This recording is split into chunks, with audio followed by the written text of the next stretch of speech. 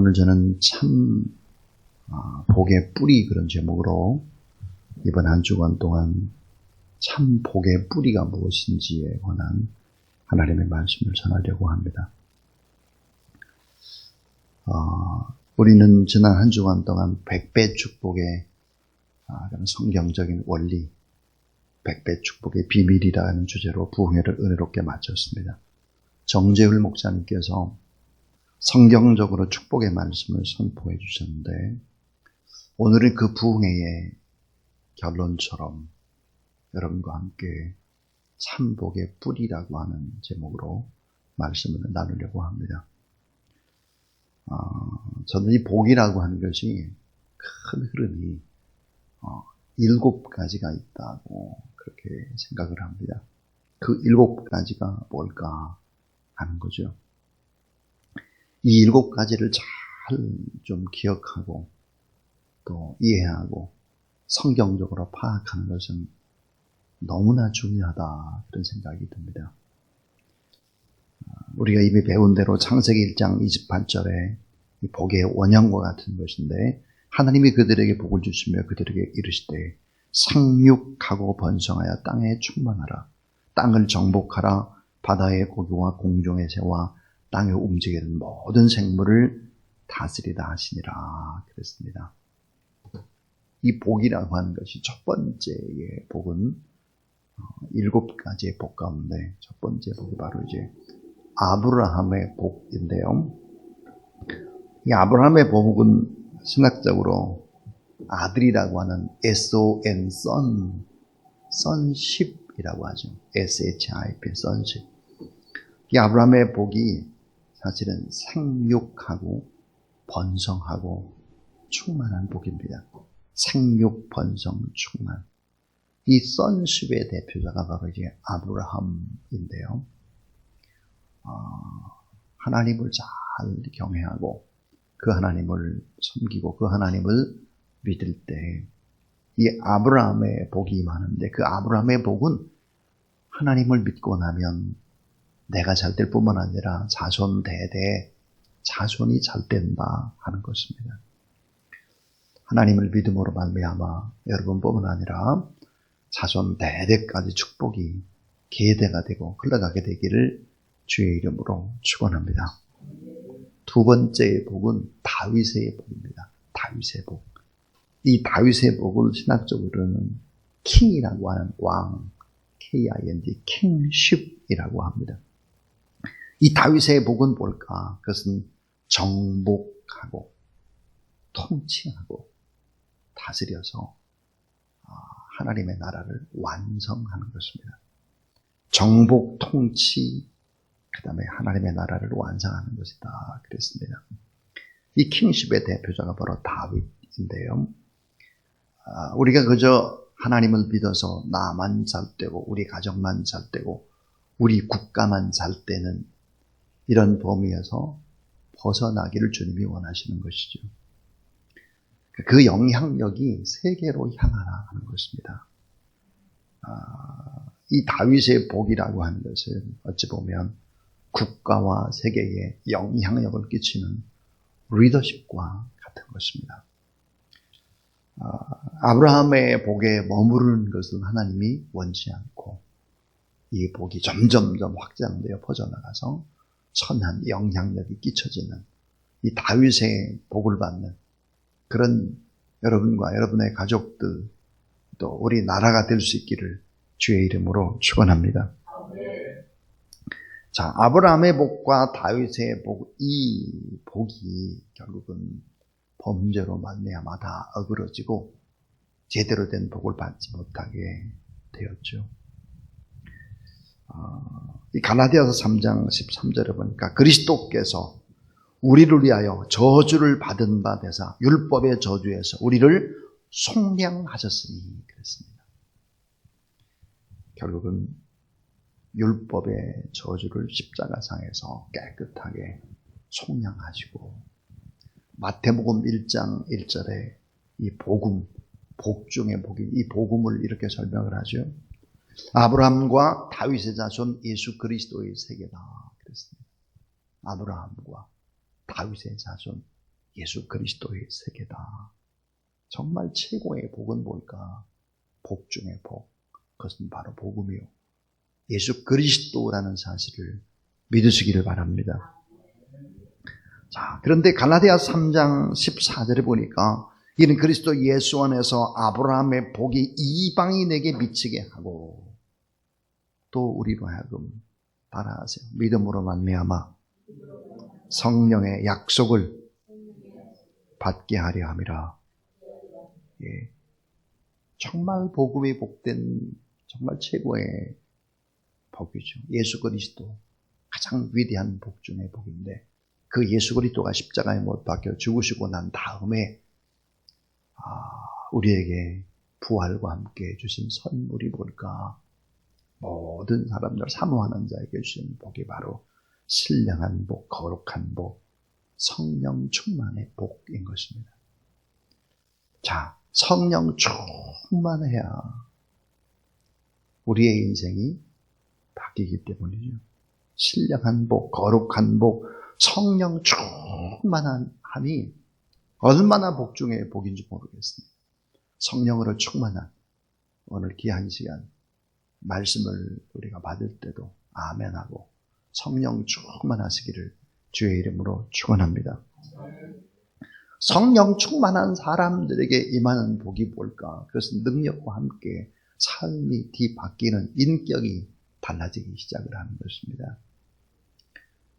이 거룩한 성령 충만의 복, 이 복을 받은 사람들이 과연 다섯 번째로 어떤 복을 받나? 복의 뿌리와 같은 팔복을 받습니다. 팔복. 예수님께서 선포하신 이 산상수훈은 천국의 대현장이다. 그것은 복의 뿌리다. 신구약 성경의 요약이다. 이렇게 말씀할 수 있습니다. 특별히 선택받은 소수만이 낮은 신앙의 인격으로는 결코 받을 수 없는 복이죠. 이게 삶으로 실천되는 복, 기독교의 윤리와 교리의 핵심이 되는 바로 이제 팔복을 얘기하고 있습니다. 팔복. 이 팔복이 얼마나 중요할까? 팔복이 너무 팔복이 중요하죠. 예수 그리스도께서는 이 팔복의 그 모든 이 복을 삶으로 실천하셨습니다. 오늘 주보를 한번 보시길 바랍니다. 주보의 칼럼에 보면 삶으로 팔복을 연주하신 예수 그리스도 그랬습니다. 정말 중요한 복이 뭘까? 눈으로 보이지 않는 신령한 복. 너무나 아름다운 삶의 복입니다. 제가 한번 읽어보겠습니다. 예수님은 마음이 가난하셔서 자기를 낮추시며 말구 위에서 태어나셨으며 낮고 천한 가난한 삶을 기쁨으로 살아내셨습니다. 예수님은 애통하는 마음으로 오셨습니다. 고난받는 작은 자 바라보며 우셨고 목자 없는 양같이 방황하는 사람들을 위하여 눈물을 흘려주셨습니다. 예수님은 온유한 마음으로 참아주셨고 기다려주셨으며 상한 갈대조차도 꺾지 않으시는 따스한 마음으로 사셨습니다. 예수님은 끝없이 의롭게 사셨으며 하나님의 뜻을 양식으로 삼으셨습니다. 의에 줄이고 목마른 심정으로 하루하루를 살아가셨습니다. 예수님은 긍휼의 마음을 품으시고 가난하고 병들고 불쌍한 이웃을 가슴에 품고서 민망히 여기는 사랑으로 늘 함께 하셨습니다. 예수님은 맑고 청결한 마음으로 사셔서 그 마음에 간사가 없으셨고 깨끗하고 순전한 마음으로 평안을 베풀며 소망의 하나님을 바라보셨습니다. 예수님은 평화를 만드는 화평케 하는 자로서 진정한 평화를 위해서 결국은 피 흘림으로 막힌 담을 사시는 몸으로 오셨습니다. 화목제물이 되셨습니다. 결국 예수님은 의를 위해 핍박을 받으셨습니다. 버림받으셨고 모욕당하셨으며 십자가 위에서 하나님의 공의와 사랑을 만족시키시고 구원을 완성하셨습니다. 지금은 부활을 성천하셔서 하나님 보좌 우편에서 기도를 우리를 도와주시고 지상에서 내세까지 복된 길로 우리를 이끄십니다. 모든 것을 다 주신 주님께서 주는 것이 받는 것보다 복이 있다 하십니다. 자, 이 복의 뿌리와 같은 팔복, 시원찮은 사람들이 받을 수 없는 이 팔복의 그 놀라운 진리들을 삶으로 실천해내신 예수 그리스도, 그 예수 그리스도를 본받는 복된 여러분이 될 수 있기를 주의 이름으로 축원합니다. 그런데 6번째 복이 있습니다. 6번째 복이 무슨 복일까? 그것은 바로 아까 팔복을 얘기했는데 팔복에다가 하나 더 붙이는 복, 구복입니다. 구복. 9번째 복이죠. 사도행전 20장 35절에 예수의 친히 말씀하신 바 주는 것이 받는 것보다 복이 있다. 이 사도행전 20장은 바울의 고별의 설교죠. 에베소 교회의 장로들을 모아놓고 했던 고별의 설교. 그 중에 예수님께서 친히 말씀하신 바 주는 것이 받는 것보다 복이 있다 그랬습니다. 저는 주는 것이 받는 것보다 복이 있다. 이 복이 팔복 플러스 구복이라고 생각을 합니다. 구복.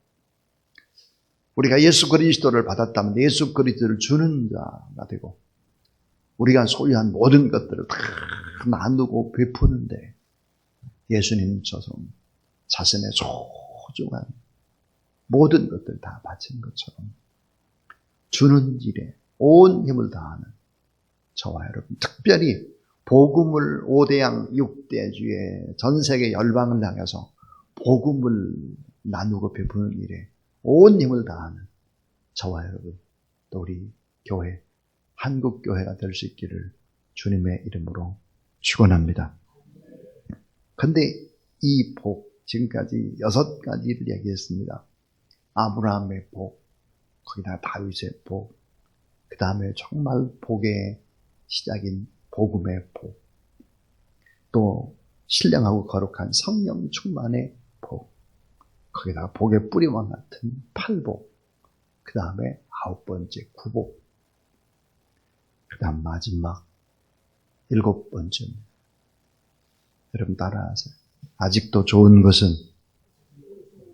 오지 않았습니다. 아직도 좋은 것은 오지 않았어요. 아직도 너무너무 귀하고 귀한 것은 우리의 생에 아직 나타나지 않았습니다. 진정한 복은 어떤 복일까? 바로 천국이 진정한 복이라는 사실을 믿으시기 바랍니다. 베드로전서 1장 3절 4절에 보니까 천국에서 우리가 받게 되는 놀라운 기업, 놀라운 역사를 어떻게 설명하나 따라하세요. 썩지 않고 더럽지 않고 쇠하지 아니하는 기업을.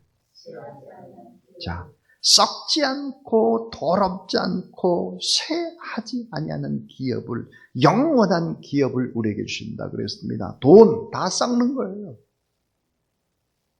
우리가 얘기하는 100배 축복이라고 하는 것, 그걸 다 받았다고 할지라도 다 썩는 것이고 냄새 나는 것입니다. 그리고 쇠하는 것이 건강이란 복도 쇠하고 뭐 명예라고 하는 것도 다 사라지고 자녀들도 다 마찬가지죠. 다 썩지 않고 더럽지 않고 쇠하지 않은 진정한 축복. 그 기업은 믿음으로 삶을 살아가는 사람들에게 하나님께서 예비하신 영원한 기업, 영원한 상급이 천국에 있다는 사실을 믿으시기를 바랍니다. 이것을 믿고 살아가는 사람들이 정말 복이 있는 사람이죠. 그래서 오늘 저는 이제 팔복 가운데 긍휼히 여기는 자의 복, 긍휼이란 뭘까? 오늘 이 시대에 정말 가장 필요한 것이 뭘까? 저는 긍휼이라고 생각을 했습니다. 긍휼. 이 긍휼이 없기 때문에 결국은 망하는 것을 보게 됩니다. 저는 설교를 준비하면서 깜짝 놀란 것이 있습니다. 그것은 제가 몇 년 전에 했던 기도 노트를 보고 깜짝 놀랐습니다. 그 기도 노트에 이렇게 저의 간절한 기도 제목이 적혀 있었습니다.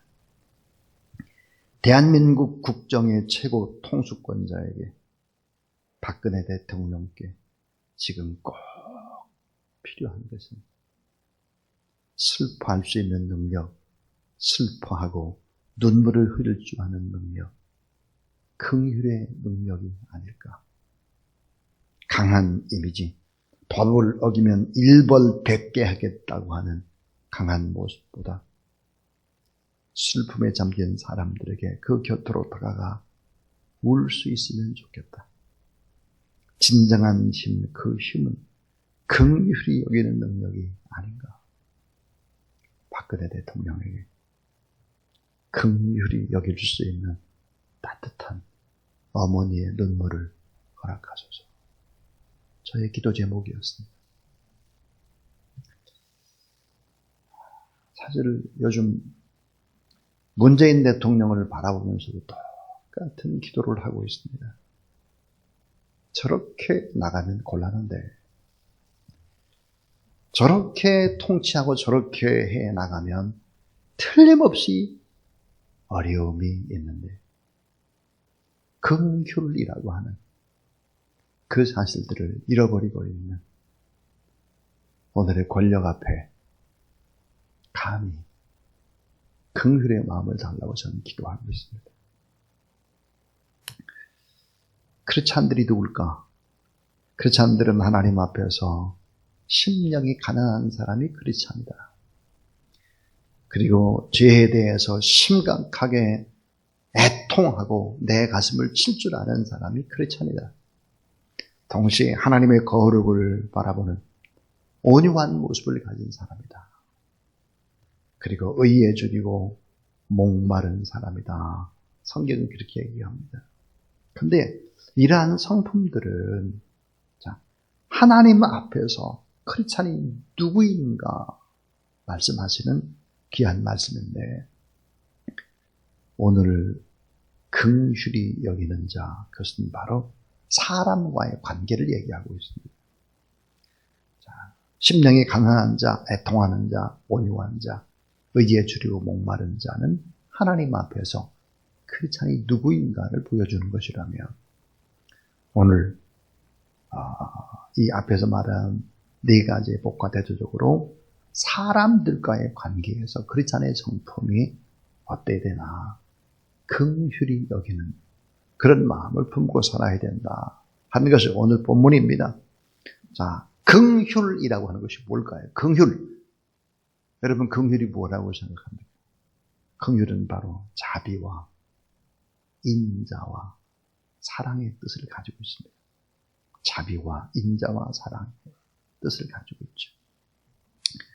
우리가 사랑을 말할 때 나보다 높은 사람들을 향한 사랑, 그것은 바로 부모님이나 스승이나 상관에게 하는 사랑은 존경, 공경, 경외 이렇게 말을 하죠. 나와 동등한 위치에 있는 사람들을 사랑할 때는 바로 이제 우의, 우정, 애정 이런 표현을 씁니다. 그러나 나보다 아주 어려운 사람들을 향한 사랑, 그 사랑은 바로 인자, 자비, 긍휼이죠. 긍휼은 인간을 향한 하나님의 사랑이기도 하고, 오늘 우리의 크리스찬들이 가져야 되는 다른 사람을 향한 마음의 사랑이 바로 긍휼인 것입니다. 출애굽기 33장 19절 여호와께서 가라사대 내가 나의 모든 선한 형상을 내 앞으로 지나게 하고 여호와의 이름을 내 앞에 반포하리라. 따라하세요. 나는 은혜 줄 자에게 은혜를 주고 긍휼히 여길 자에게 긍휼을 베푸느니라. 예. 시편 103편 2절 4절에 보니까 내 영혼아 여호와를 송축하며 그 모든 은택을 잊지 말지어다. 저가 내 모든 죄악을 사하시며 내 모든 병을 고치시며 내 생명을 파멸해서 구속하시고 인자와 긍휼로 관을 씌우시며 그랬습니다. 인자와 긍휼로 관을 씌우셨다 하는 것이죠. 약함의 능력이라는 책, 약함의 능력이라는 책에 나오는 한 부분을 소개하겠습니다. 2주 전 토요일 저희 집에 손님이 오셨는데 도저히 더워서 식사를 대접하기 어려워서 한강 유람선 쪽으로 모시고 나가게 되었습니다. 참 많은 분들이 한강 호수부지에 나와서 한밤을 보내는데요. 저희들은 유람선 선착장 부근 야외 의자에 앉아서 더위를 식히고 있었습니다. 근데 바로 저의 옆자리에 앉았던 젊은 부부, 그리고 60대 초반의 아주머님 간에 심한 말다툼이 벌어졌습니다. 말다툼의 원인은 저희들 바로 옆자리가 젊은 부부가 앉아있기 전에 아주머니께서 손자와 함께 앉아 있었는데 잠시 동안 다녀온 새에 젊은 부부가 빈 자리인 줄 알고 앉아버려서 싸움이 시작된 것입니다. 그 자리는 내 자리야. 빨리 일어나라고. 젊은 것들이 예의가 있어야지. 이렇게 하니까 나이가 먹으면 다야. 의자의 주인이 당신이야. 빈 의자에 앉은데 뭐가 잘못이야. 왜 큰소리치고 죄인 취급하는 거야. 곱게 늙어야지. 싸움이 계속됐고 이제는 전투태세에 돌입을 하는 거죠. 신발을 벗어들고 사람들은 모여들었습니다. 그때 제가 싸움을 말리면서 보니까 젊은 여자의 목에 천주교 십자가를 걸고 있는 것을 보았습니다. 제가 그때 이렇게 말했습니다. 당신이 잘못을 사과해야겠네요. 당신이 목에 십자가를 걸었으면 그 값을 해야지. 그 십자가가 당신에게 무엇을 의미하는 것입니까? 당신 어머님 딸인데 예의를 갖추고 그리고 사과하고 너그러운 마음을 가지고 사세요.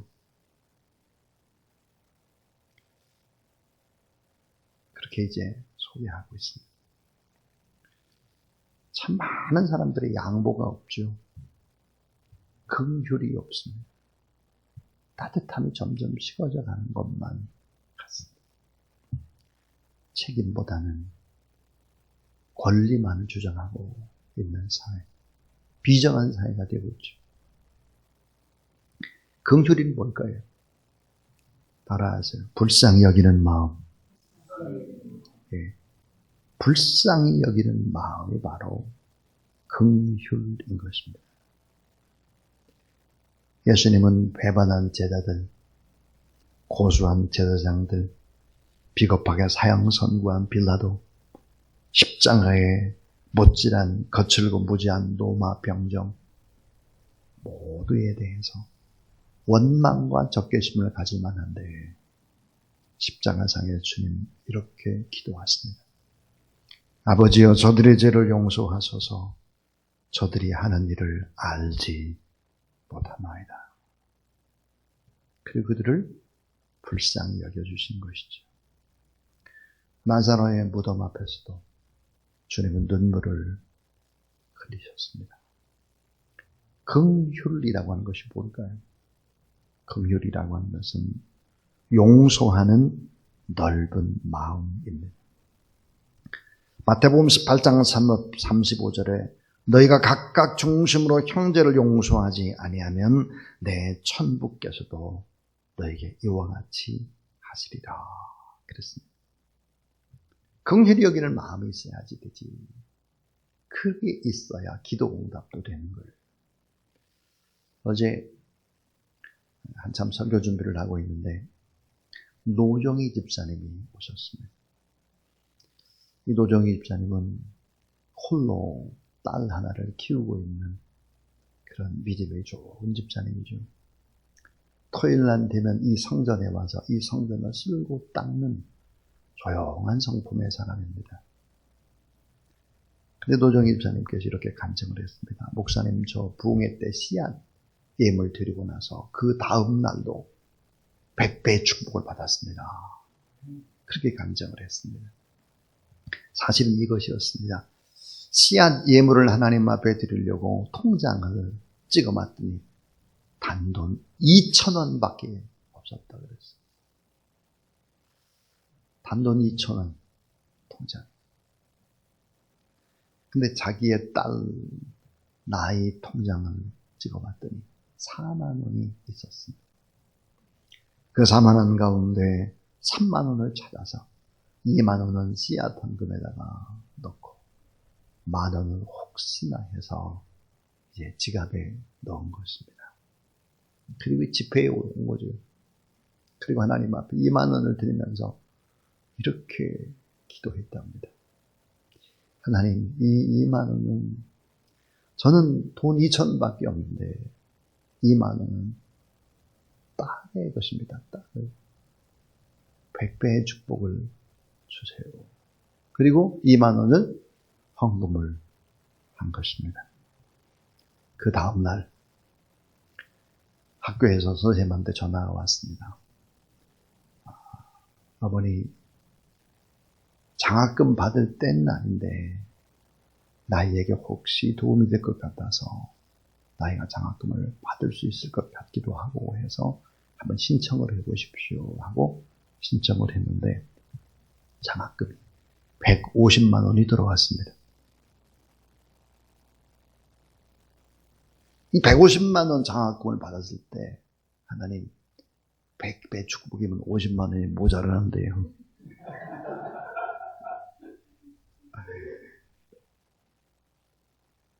(2만 원이면 100배면 200만 원인데 150만 원만 50만 원 모자라나요?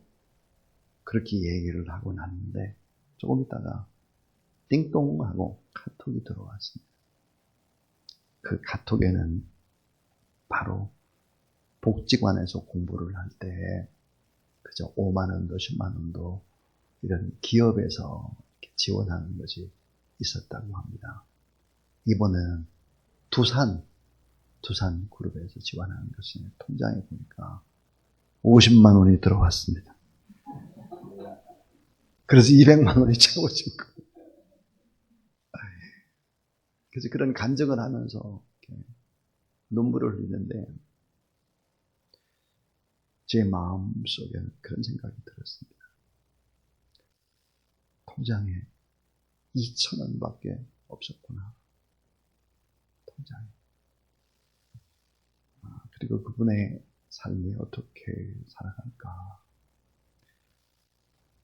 한동안 교회에서 조용히 이제 지원도 하고 그렇게 했었는데 가만히 돌아보니 요즘은 잘 못하고 있었습니다. 몹시 부끄러운, 참 마음이 감사하면서도 좀 찔리고 아프고 부끄러운 그런 간증을 들을 수 있었습니다. 긍휼이 무엇입니까? 불쌍히 측은히 여기는 마음입니다. 그 사람의 입장으로 느끼는 거죠. 그 처지가 되어보는 것입니다. 긍휼은 바로 이의 타산을 따지지 않는 넓은 마음이 바로 긍휼인 것입니다.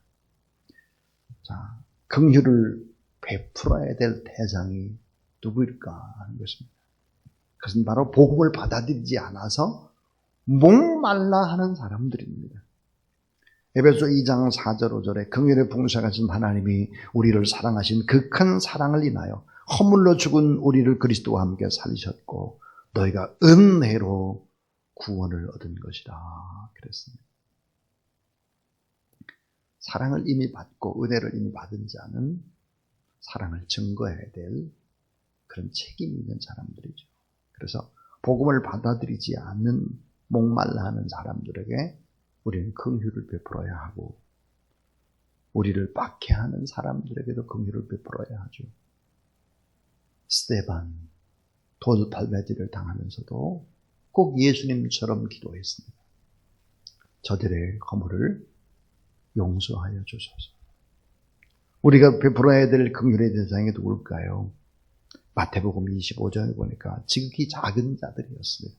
굶주린 자, 병자, 옥에 갇힌 자, 목마른 자, 나그네 된 자, 벗은 자, 장애인, 객고와 과부. 그렇습니다. 자, 어떻게 하면 우리는 바로 긍휼히 여기는 인격의 소유자가 될 수 있을까? 어떻게 하면? 빅토리아 여왕이 나이팅게일에게 준 기념 훈장에는 다음과 같은 말이 기록되어 있다고 합니다. 긍휼을 행하는 길은 하나뿐이 아니라 말로 할 수도 있고 돈으로 할 수도 있다. 돈도 없고 말로 할 수 없다면 눈물로 할 수 있다. 그랬습니다. 눈물로 할 수 있다. 오늘 우리가 복음을 받아들이지 않는 사람들을 위해서, 박해하는 사람들을 위해서, 지극히 작은 나를 위해서 눈물을 흘린 적이 언제인가 생각해 봐야 합니다. 긍휼히 여기는 인격의 소유자 되기 위해서 우리가 꼭 기억해야 될 것이 있습니다. 그것이 무엇일까요? 야고보서 2장 13절에 긍휼을 행하지 아니하는 자에게는 긍휼 없는 심판이 있으리라. 긍휼은 심판을 이기고 자랑하느니라. 우리가 하나님 앞에서 긍휼 없는 심판을 받을 수도 있는 것이죠. 그러니까 우리가 먼저 내 자신이 엄청난 긍휼을 입은 사람이다, 이런 생각을 해야 하는 것이죠. 자, 긍휼에 풍성하신 하나님이 우리를 사랑하신 그 큰 사랑을 인하여 우리가 이미 엄청난 긍휼을 입었다는 사실을 믿으시기 바랍니다. 우리가 긍휼의 마음이 생기면 행동으로 옮겨야 합니다. 행동으로 옮기십시오 하는 거죠. 또 하나, 말은 경건의 척도죠. 혀는 길들여져야 하는 것입니다. 타인을 비방하는 말을 삼가하십시오 하는 거예요. 결론은 이것입니다. 결론. 긍휼히 여기는 자에게 오는 축복입니다. 긍휼히 여기는 자에게 오는 축복이 뭘까? 바로 내적으로 오는 평강의 복입니다. 평강의 복. 디모데전서 1장 2절에 주께로부터 은혜와 긍휼과 평강이 내게 있을지어다 그랬어요. 첫 번째는 은혜와, 두 번째는 긍휼이. 그럼 세 번째 뭐가 올까요? 평강이 온다. 은혜, 긍휼, 그 다음에 찾아오는 것이 평강입니다. 평강. 현대인의 병은 70% 이상이 정신 건강에서 온다 그래요. 스트레스에서 오는 것이죠. 긍휼히 여기게 되면 오는 복이 뭘까? 내적의 평강입니다. 또 하나, 따라하세요. 긍휼히 여기는 자는 복이 있나니 저희가 긍휼히 여김을 받을 것이며 이웃과 좋은 관계를 맺게 되는 복이에요. 우리가 긍휼히 여김을 받게 돼요. 이웃과 좋은 관계. 자, 내적인 평강의 복과 함께 이웃과 좋은 관계를 맺게 되고, 거기에다가 또 하나가 뭘까? 하나님으로부터 긍휼히 여김을 받게 된다 하는 거예요. 그래서 출애굽기 33장 19절에 나는 은혜 줄 자에게 은혜를 주고 긍휼히 여길 자에게 긍휼을 베푸느니라 그랬습니다. 또 하나의 축복이 있습니다. 긍휼을 베푸는 자에게 축복이 뭘까? 인격적으로 성숙되어져 가는 것입니다. 인격적으로 성숙되어져 가는 복. 이런 복. 그러므로 우리가 긍휼하심을 받고 때를 따라 돕는 은혜를 얻기 위하여 은혜의 보좌 앞에 담대히 나갈 것이라. 우리가 하나님의 때를 따라 돕는 은혜를 받고 긍휼하심을 받고 또 오늘도 하나님 앞에 예배드리면서 이런 놀라운 은혜가 여러분의 삶 가운데 있게 되기를 주의 이름으로 축원합니다. 이 시간 우리 찬송가 427장입니다. 427장 하나님 앞에 우리 찬송하면서 봉헌하겠습니다. 427장입니다.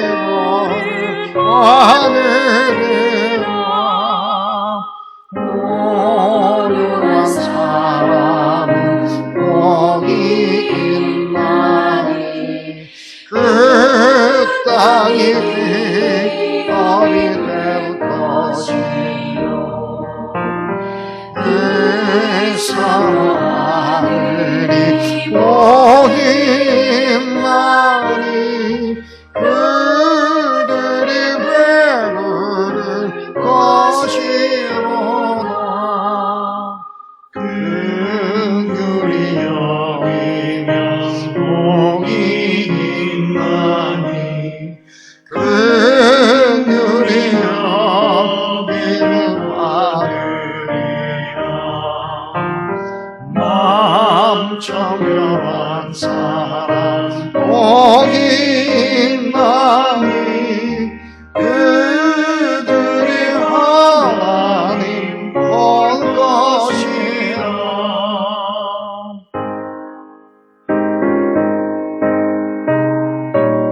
자, 여러분 자리에 다 일어나십시오.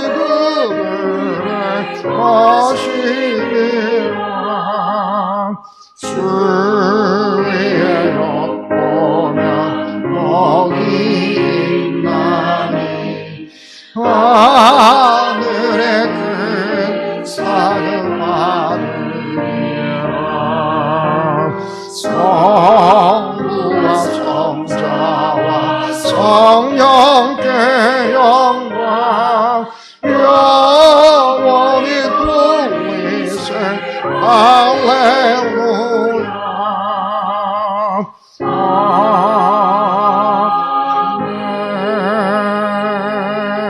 아멘. 이제는 우리를 긍휼히 여기사 우리의 모든 죄악들을 십자가상에서 홀로 담당하시고 우리에게 참 의와 희망이 되어주시려 부활하시고 지금도 보좌 우편에서 우리 한 사람 한 사람을 위해서 간구하시며 기다리고 계신 우리 구주 예수 그리스도의 무한하신 은혜와 놀라우신 우리 하나님 아버지의 사랑과 성령의 능력과 권능의 거룩한 기름 부으심이 참된 복, 그 복의 뿌리를 생각하고 영원한 하나님의 나라, 그 나라 바라보며 믿음의 거룩한 순례길을 걸어가는 귀한 하나님의 사람들 머리 위에 이제부터 영원토록 함께 하옵시기를 간절히 축원하옵나이다.